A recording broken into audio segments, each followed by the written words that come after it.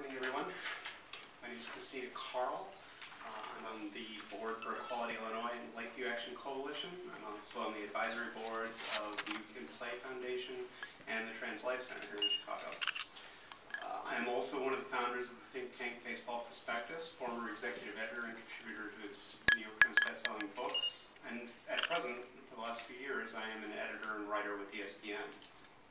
Some of you may remember me from the late 90s, however, when I was on CLTV's post-game Cubs and Sox coverage. And if you do, you remember me as I was, not as I am.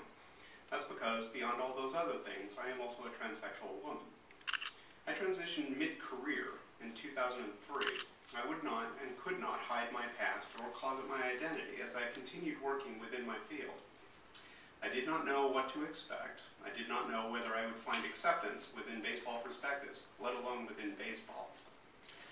I simply wanted to do my job, and it was my hope that people would let me. But just as I negotiated my own place within my career, to the lasting credit of my teammates at Baseball Prospectus, they worked with me. 5 years later, I was one of the first 4 online columnists to be voted unanimously into the Baseball Writers Association of America, the outfit responsible for selecting MVPs and Cy Young winners and eventually Hall of Famers.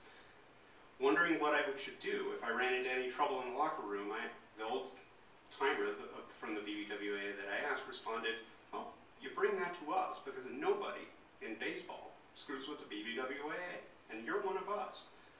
As an organization, the BBWA may be mostly white and mostly male, mostly straight and mostly older, but they bravely embraced me as one of their own from the outset. The players, managers, and executives of Major League Baseball have been similarly tremendous to work with over the years, treating me the way that any reporter might respect, politely, professionally, and perhaps as a necessary evil. I'm just there to do a job, and that is how I am treated.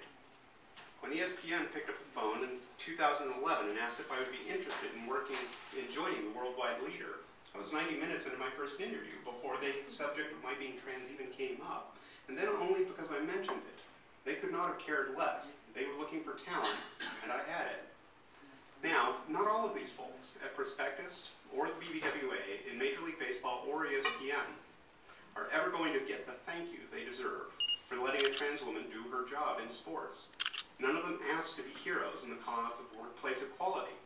But in their hundreds, they have passed this test, and I've never been so proud as I am to be their teammate.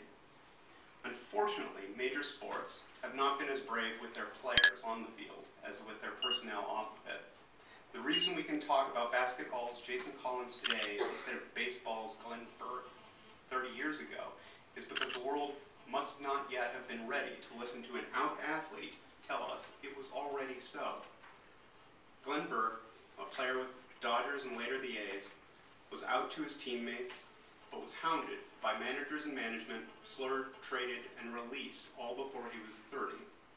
It is an ugly chapter in the game's history and in the history of sports, and it is the nightmare of every gay athlete to this day.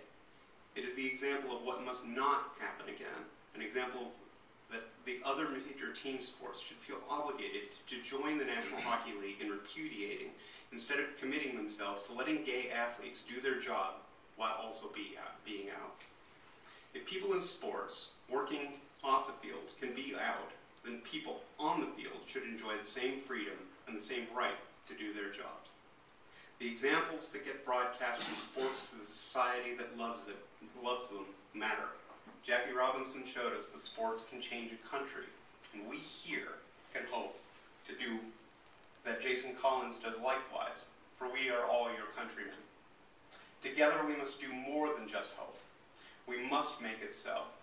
We must do the right thing for all, we must do it now, and we must follow the National Hockey League's example and do it together.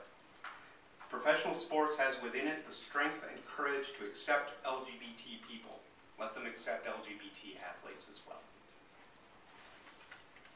Thank you very much.